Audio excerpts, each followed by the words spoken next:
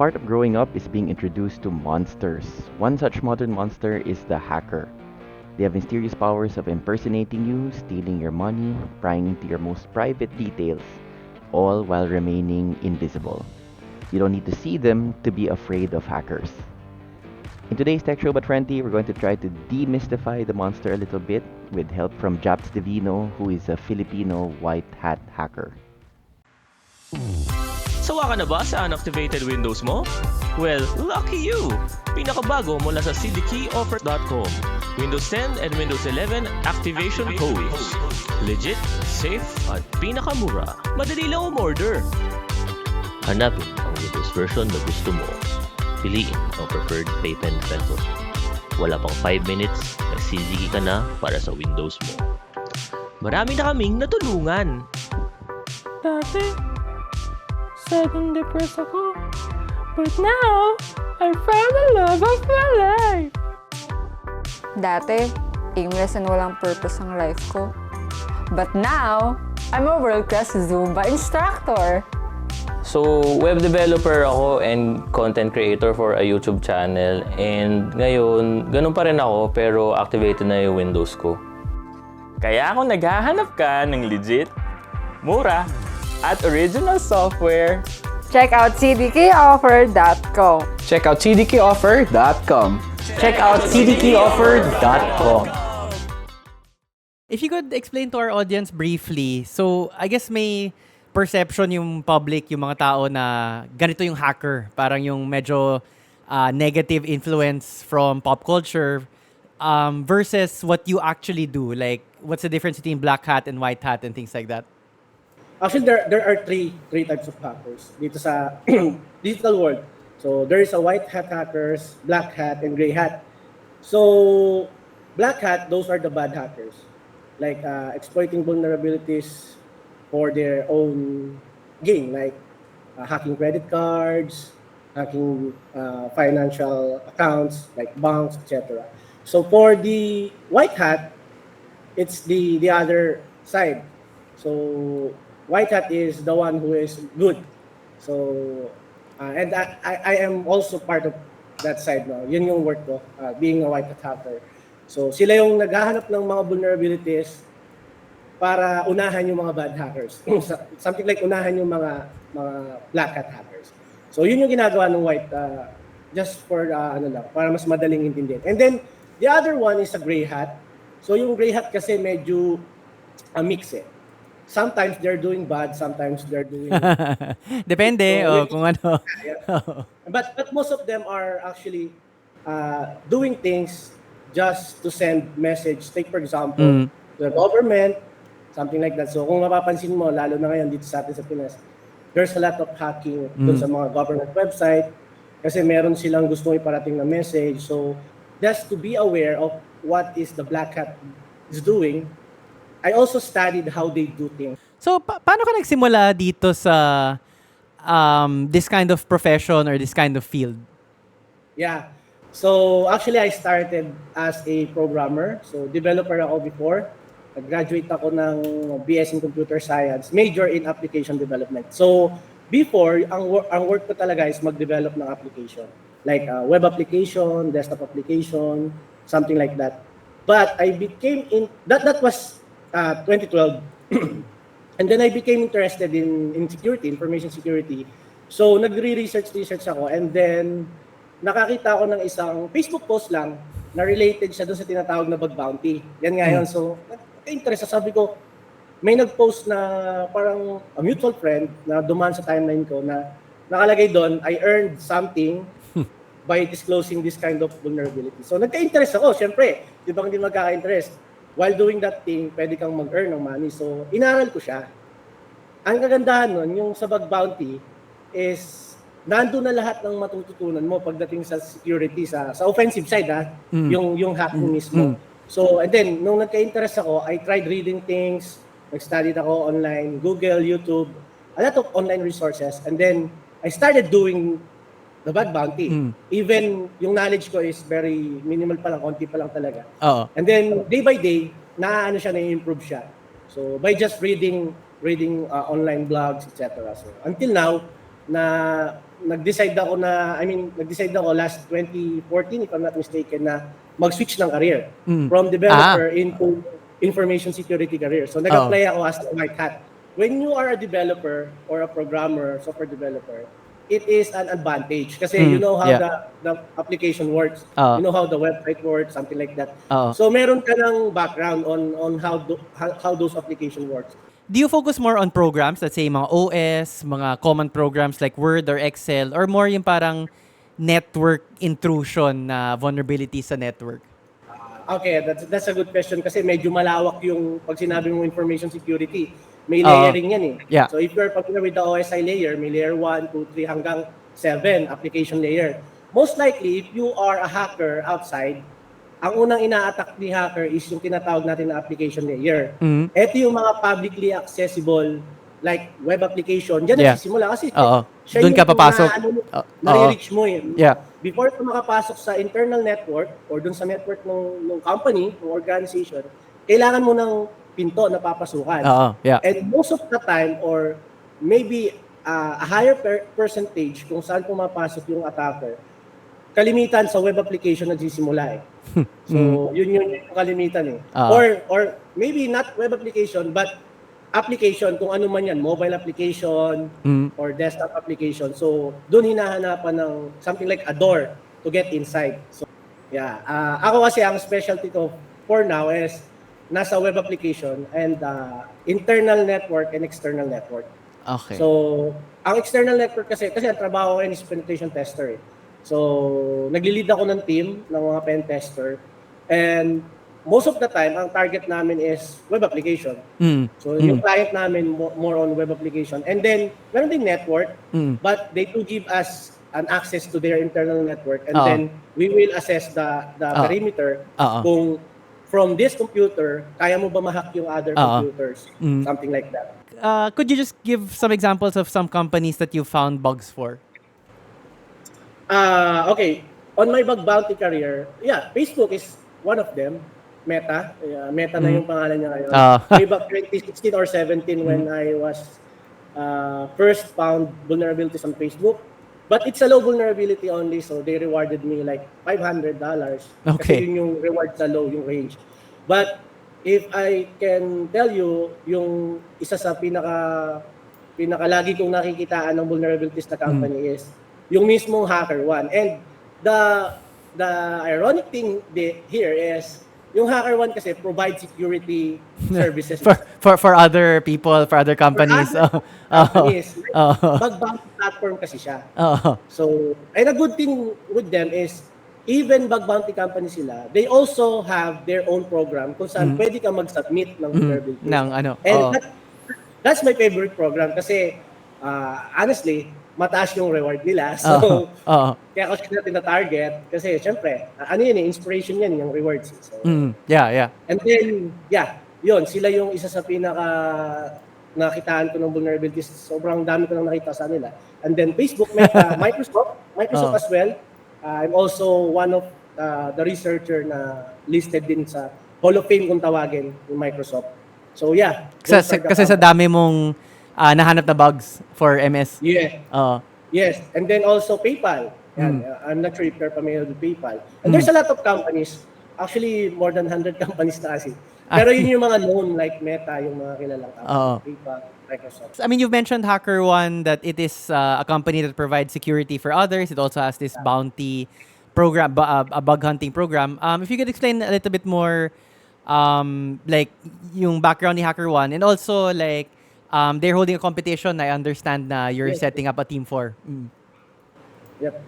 So si HackerOne kasi is a company that provides security services like bug bounty, pen testing, etc. So the good thing with that platform is it gives opportunity to hackers or white hat hackers to change their lives actually, like earning money. Kasi even me, I didn't earn as much money na kinikita ko ngayon dun sa platform. Before, hindi ko siya kinikita. Actually, mas malaki pa yung kinikita ko dun kaysa sa sinasahod ko before when I started working. So, mas malaki kinikita ko sa bug bounty. That's why, mas nakaka-inspire siya. And then, siya yung most likely top 1 platform. So siya yung top 1 na platform na nagpo-provide ng of that kind of service or yung ano. Yeah. Yeah. That's why kilala si HackerOne. And then with regards dun sa competition, it's a yearly competition. Tournament yan. So it's something like live virtual tournament. So ano siya, different siya sa mga ibang tournament kasi kung naririnig mo na yung mga Hack4Gov, CTF, yung mga CTF kasi something like yung capture the flag is ano siya, merong vulnerability talaga sa capture mo, nahahanapin ko just to get the flag. Dito kasi sa tournament ni HackerOne, there's wala kang visibility. You have may target ka, and those targets are live company talaga siya. Take for example, I'm gonna give you an idea. Yung target namin ngayon dun sa competition, 3 company siya, and one of them is Amazon. Okay. And yung Amazon kasi is super large and medyo mature na yung security niya. So, hacking Amazon is really hard. Kaya ang hirap ng competition. Tapos ang kalaban mo pa is more of a really good hackers coming from different countries. So medyo mahirap siya. So yeah, but those competitions are really good. Meron kang makukuha mga experience and monetary rewards. Like, paano yung workflow? Actually, yung sa HackerOne thing is just a sideline. Okay. Side hustle. I do day job. Meron ako talaga akong work. I am working as a principal security consultant. So, nag-start ako as a senior security consultant or penetration tester yung role. So, nagpe-pentest ako yung company namin, we do have clients. Meaning, parang, in a way, parang competitor namin si HackerOne. Parang gano'n. Nagpo-provide din yung company ko. It's a private company. We do provide security services like penetration testing. So, may mga clients kami, magpapahack sila. Parang in layman's term, gano'n, magpapahack sila. And then, gagawa namin ng penetration testing report. Ang tawag kasi doon is pen test or penetration testing. It could be web application penetration testing, mobile application penetration testing, and network. So, different type of services. So, yun yung ginagawa ko daily. I imagine nga the local hacking community, magkakilala kayo lahat, I imagine? Or is it a big community? Yeah, actually, the information security community in Philippines is pretty much small. So, when I say small, hindi ko sinasabing maliit lang yung community. Pero the digital world is too small for us na makikilala mo kagad yung isa. Maano mo, di ba? Yeah. So kilala namin yung isa't isa, yung mga nasa circle ng sex sa Pilipinas. How good would you say are our hackers, whether white hat or black hat, compared to others abroad? Like yung skill set natin versus yung skill set nung iba? Well, that's a good question actually. No? If I will evaluate yung mga hackers dito sa Pilipinas, the good thing is nakakasabay tayo. Okay. A bad thing is medyo late. Kasi in terms of overall in general technology kasi for example yung mga trend kasi nagte-trend na siya sa US after 1 to 2 years pa bago mag-trend yan sa Philippines.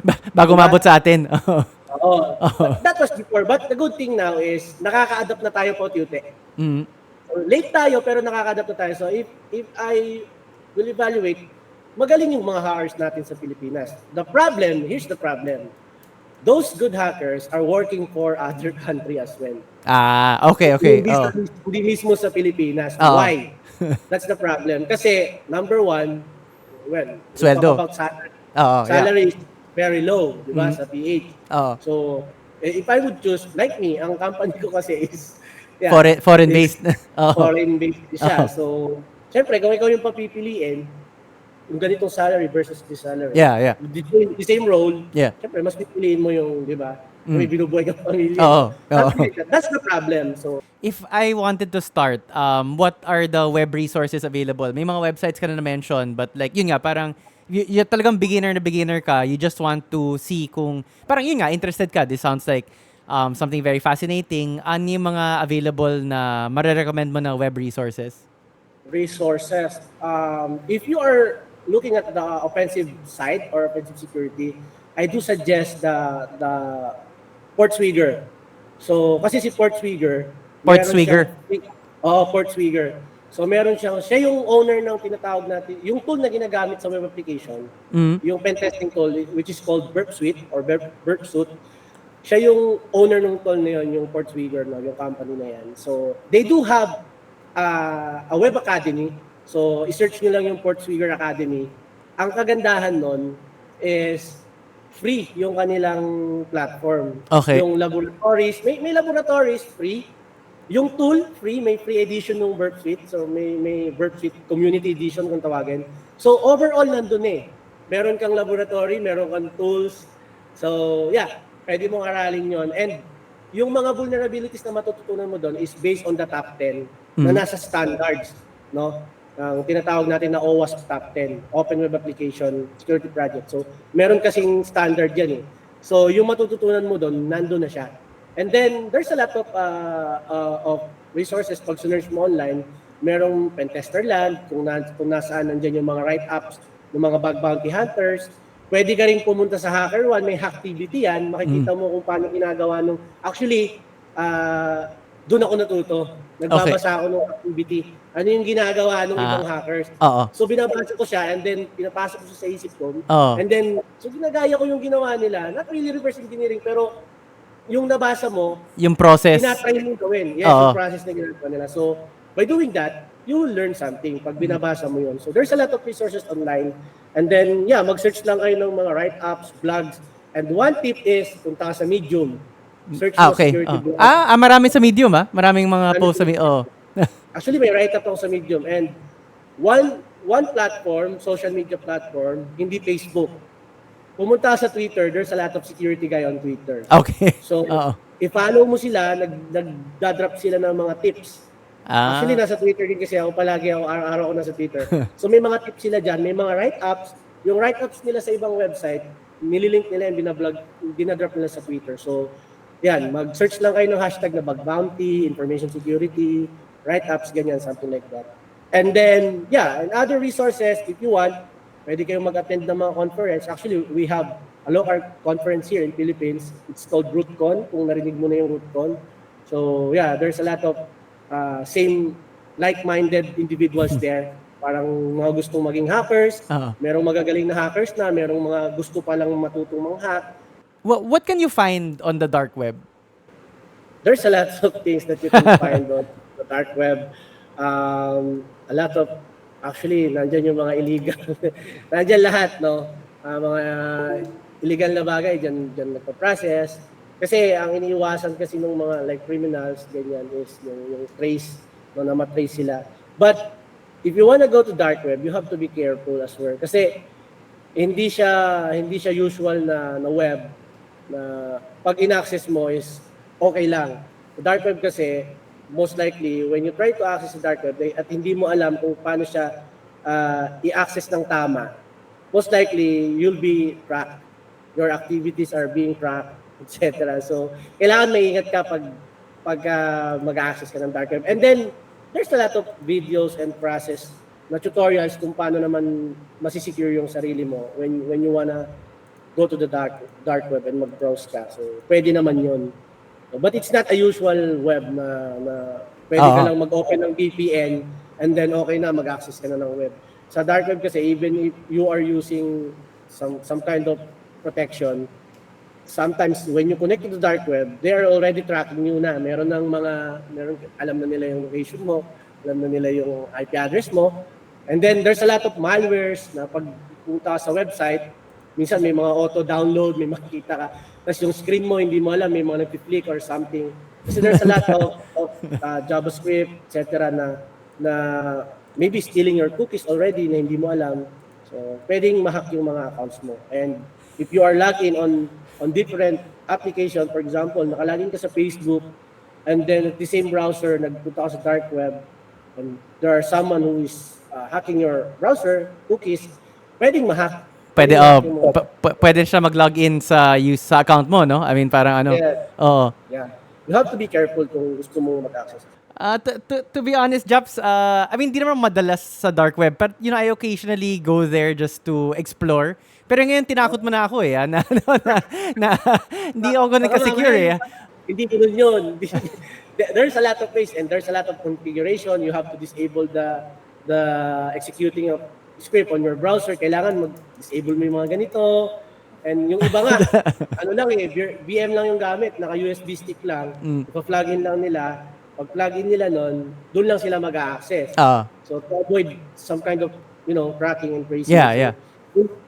Yung iba naman kasi out of curiosity, nag-download lang ng Tor sa desktop nila and then in-access na nila yung dark web, mga sites on yun. So hindi yun yung secure way of accessing. You were saying that for the competition, the goal isn't really to win. It's just it's more to gain experience. Exactly. Actually, just to give you an idea, this is the first time that we joined that competition. I mean, the Philippines joined that competition.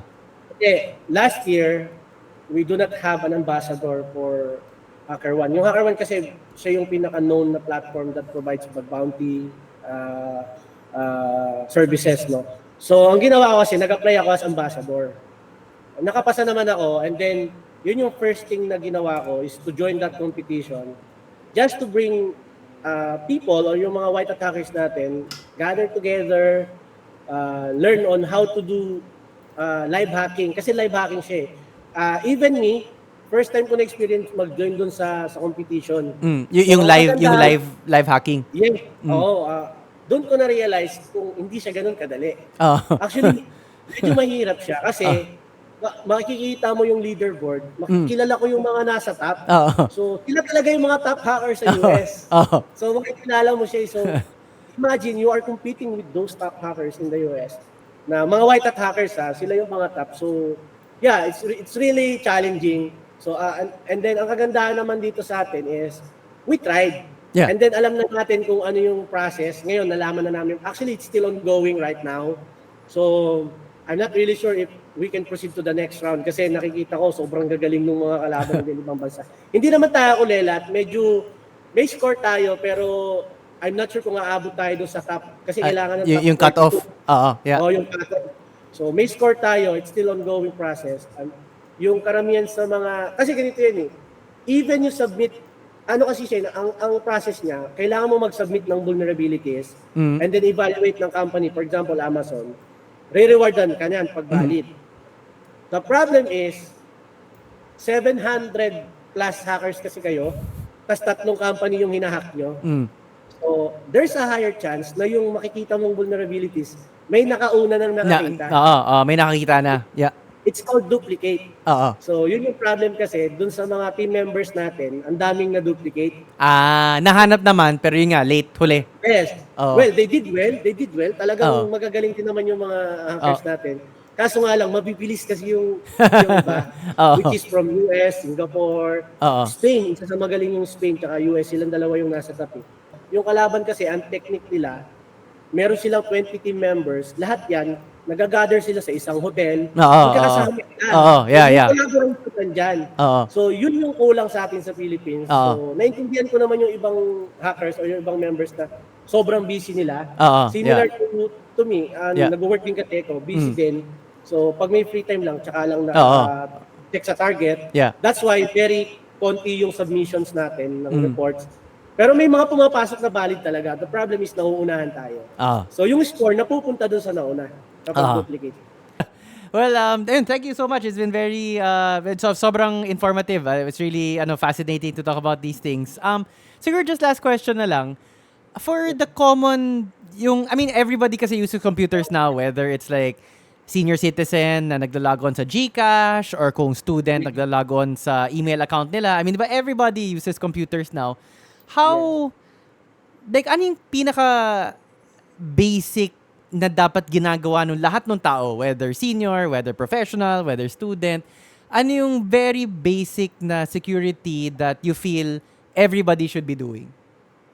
Maximize the security feature na pinoprovide ng isang application. Take for example, 2FA. Yung iba kasi tamad. Ano ba 2FA na to? Every time, ko pa yung code na yan, di ba? Yes. Kasi ito yung example, no? Ang example kasi, for example, na-hack yung username and password mo. Whether na-leak siya sa isang database or something, na-breach. Kapag tinry nila ini-attacker yan, kung naka-enable yung 2FA mo, magsisend muna sa'yo ng code before sila makalagin, which is additional layer of security. That's one thing. Another thing is, you have to create your password na dapat super complex. Yung iba kasi ang password, birthday lang nila. 1, 2, 3, 4. Ganun, di ba? So, yun may mga hygiene kasi na dapat sinusunod pagdating sa security. Sundin mo yon. Pag sinabi ng application na required ng special character, something like that, sundin mo, enable your two-factor authentication. Ito naman yung iba, na kailangan security awareness, yan yung isang importante. Huwag ka mag-click ng links, basta-basta. Whether email, marami kasing technique yung mga attacker pagdating sa mga phishing. No? Sobrang advanced. But if you are a security-minded person or a normal person na gusto mo secure, kailangan maging okay lang na, ano ba tawag dito, yung maparanoid ka. Okay lang sa akin yun eh. Sa akin, actually, ganun ang sinasabi sa family ko. No? Maparanoid kayo pagdating sa security. Na okay lang yun, parang sabihin ng tao, ano ba to? Parang namang obsessed. Exage naman, grabe. Okay lang yun. At uso kasi ngayon yung tinatawag natin ng mga deepfake. Deepfake, tapos phishing. Voice phishing. Minsan, phishing. Yeah, may tatawag sa'yo na akala mo mother mo yung kausap mo or father mo kasi yung voice ng mother and father mo na-replicate na via AI. Galing Sobrang trending ngayon yan. So sa mga viewers mo, hopefully ma-orient nila yung family nila na if someone is calling na akala mo, actually marami nang lumapit sa akin, may mga lumapit na sa akin, nagtatanong kung ano yung kailangan nilang gawin kasi nabiktima sila ng scam. Yun nga, ang kausap daw niya, yung boyfriend niya, bosses daw talaga ng boyfriend niya or something. Yung isa, bosses daw talaga ng papa niya, something like that. Wow, grabe. Pero, yes, nare-replicate kasi ng attacker siya. Nagsimula din yan sa US. Well, I hope I hope our viewers will pick up something. Ako very dami ko natutunan. Thank you so much. I mean, Japs, I really appreciate it. To be honest, I think I am aware naman of the general trends and I try to be safe, pero ang dami ko talaga napulot with this conversation, and I hope our viewers do as well, and good luck sa inyo sa HackerOne tournament. If not this year, baka next year, or parang ongoing process, I guess, yung sharing. I mean, kumbaga parang yung talagang team spirit, yung talagang nag-share na ng information and ng techniques and stuff. Work in progress.